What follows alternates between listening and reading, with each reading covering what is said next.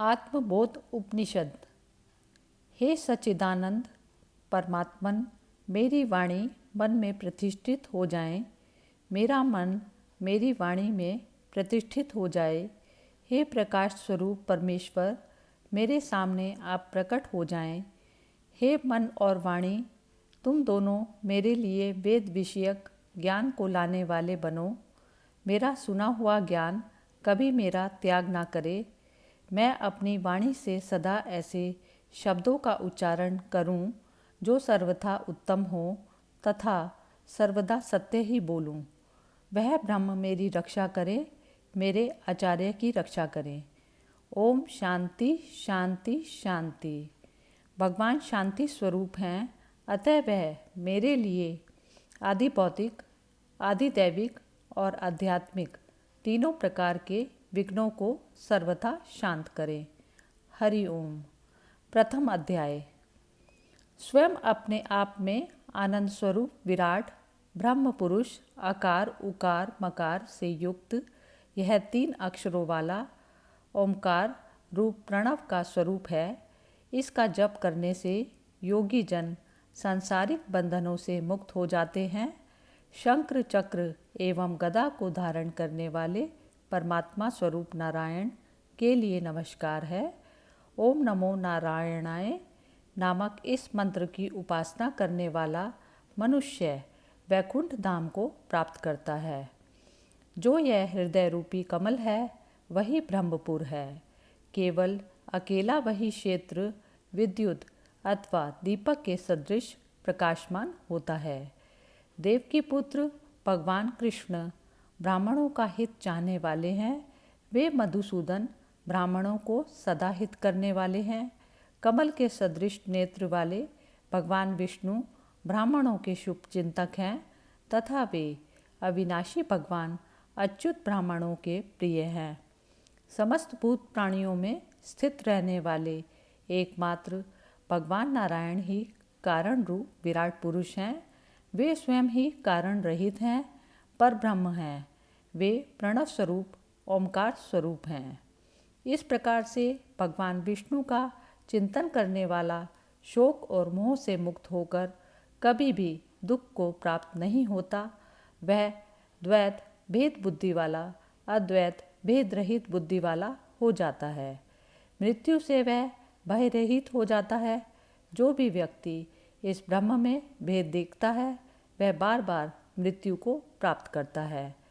हृदय कमल के बीच में जो सर्वरूप चेतन है वह प्रज्ञान में प्रतिष्ठित है।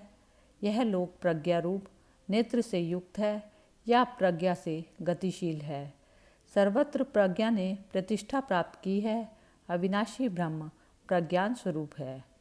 वह श्रेष्ठ ज्ञानी इस उत्कृष्ट ज्ञान संपन्न आत्मा के रूप में इस लोक से ऊर्ध्वगमन करके उच्च स्थान पर जाकर स्वर्गलोक में सर्व कामनाओं को प्राप्त करके अमर हो गया।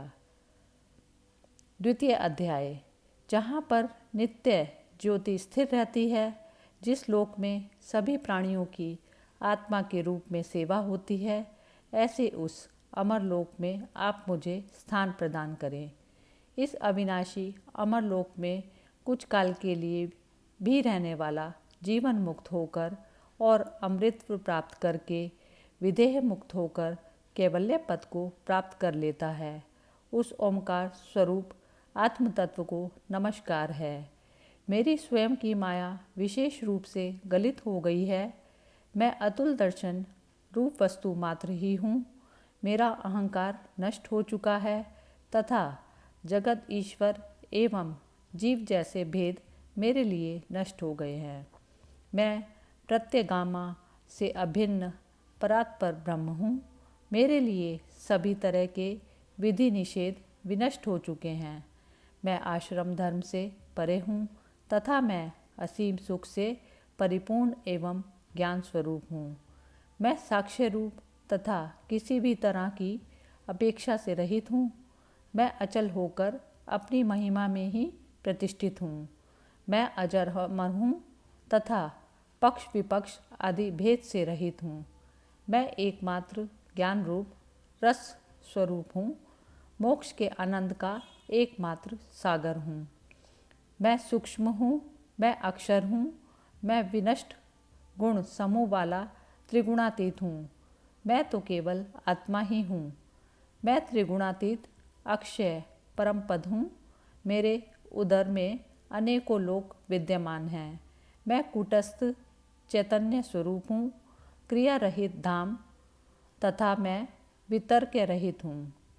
मैं एक हूँ, मैं अविकल अर्थात परिपूर्ण हूँ। मैं निर्मल एवं निर्वाण मूर्ति हूँ।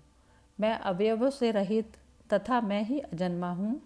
केवल सत्स्वरूप में सबका सारभूत मैं ही हूँ। मैं अवधि रहित निज बोध रूप हूँ। मैं श्रेष्ठतर भावों से युक्त तथा भेद रहित हूँ। मैं अति विराट तथा निर्दोष हूँ। अवधि एवं सीमा से रहित केवल आत्मस्वरूप हूँ।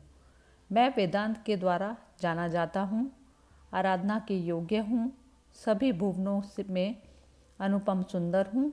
मैं परमानंद घन स्वरूप हूँ तथा मैं ही परमानंद रूप एकमात्र भूमा स्वरूप हूँ। मैं शुद्ध हूँ, अद्वैत हूँ, सतत भाव रूप हूँ, आदि रहित हूँ। मैं प्रकृति एवं ब्रह्म के त्रित्व से रहित हूँ। मैं बद्ध मुक्त और अद्भुत स्वरूप वाला आत्म तत्व हूँ। मैं पवित्र हूँ, अंतरात्मा हूँ तथा मैं ही सनातन विज्ञान का पूर्ण रस आत्म तत्व हूँ। शोध किया जाने वाला परात्पर आत्म तत्व हूँ और मैं ही ज्ञान एवं आनंद की एकमात्र मूर्ति हूँ। मैं विवेक बुद्धि से युक्त हूँ। मैं आत्मा को अद्वैत रूप में जानता हूँ, तब भी शरीर रहते बंध मोक्ष आदि व्यवहार वाला हूँ। मेरी दृष्टि से प्रपंच निवृत्त हो गया है, तब भी सर्वदा वह सत्य के सदृश प्रतिभासित होता है। निश्चय ही सर्प आदि में जिस प्रकार रस्सी का अस्तित्व है, उसी प्रकार ही प्रपंच का भी अस्तित्व है। केवल मात्र ब्रह्म सत्ता के आधार पर ही प्रपंच का व्यवहार है। यह जगत तो है ही नहीं। जिस तरह शक्कर गन्ने के रस में व्याप्त है, उसी तरह ही अद्वैत ब्रह्म आनंद रूप से तीनों लोकों में विद्यमान है। जिस प्रकार सागर में बुलबुले से लेकर तरंगे एक कल्पित है, उसी प्रकार मेरे द्वारा ब्रह्म से लेकर कीट पर्यंत प्राणी मात्र कल्पित हैं।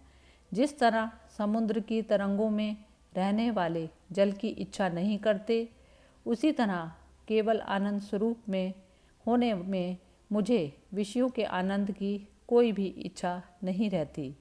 जिस तरह संपत्ति से संपन्न व्यक्ति को दरिद्रता की कोई संभावना नहीं रहती, उसी तरह ही ब्रह्म के आनंद में निमग्न रहने वाले मुझको विषयों की कोई आशा नहीं रहती। बुद्धिमान पुरुष जिस प्रकार विष और अमृत को देख करके विष का परित्याग कर देता है, उसी प्रकार मैं आत्मा को देख करके अनात्मा का परित्याग कर देता हूँ। जैसे घट को प्रकाश देने वाला सूर्य घड़े के नष्ट होने से स्वयं नष्ट नहीं हो जाता, वैसे ही शरीर को प्रकाश देने वाला साक्षी परमात्मा शरीर के नष्ट होने पर भी नष्ट नहीं होता। ना मेरे लिए कोई बंधन है, ना ही मुक्ति, ना मेरे लिए कोई शास्त्र है और ना ही मेरा कोई गुरु। ये सब तो माया के विकास पात्र हैं तथा मैं माया से परे स्वयं अद्वैत रूप हूँ। प्राण भले ही निकल जाएं और मन चाहे अपने धर्मों एवं कामनाओं से विनाश को प्राप्त हो जाए, परंतु आनंद एवं बुद्धि की पूर्णता के कारण मुझे कैसे दुख प्राप्त हो सकता है। मैं आत्मा को तो अनायास सहज ही जानता हूँ। मेरा अज्ञान ना मालूम कहाँ पलायन कर गया है। अब मेरा कर्तृत्व भाव बिल्कुल नष्ट हो गया है तथा मुझे कुछ भी करना शेष नहीं है।